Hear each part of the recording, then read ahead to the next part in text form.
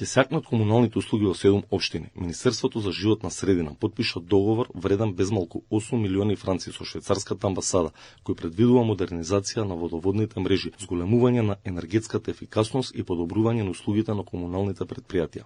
Ова е конкретен чекор кон напредување на основните јавни услуги и еколошките стандарди. Сето ова се клучни елементи за пооддржлива инфраструктура и поквалитетни услуги за граѓаните. Искуството ни покажува дека подобрувањето на животните услови и заштитата на животната средина не се возможни без ефективна децентрализација и без зајакнување на локалните јавни предпријатија.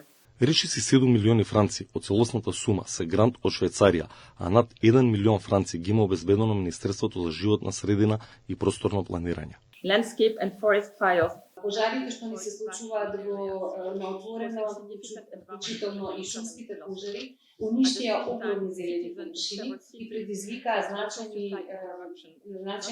загуби како за животната средина, така и финансиски. Во исто време пак граѓаните од неколку градови почувствуваа што значи да се нема вода 24 часа дневно. И тоа да се случува не само поради големената потрошувачка на вода кога се јавува при високи температури, туку и поради големите загуби. Ова е втор капитален проект кој челниците од Министерството за животна средина го потпиша изминативе денови.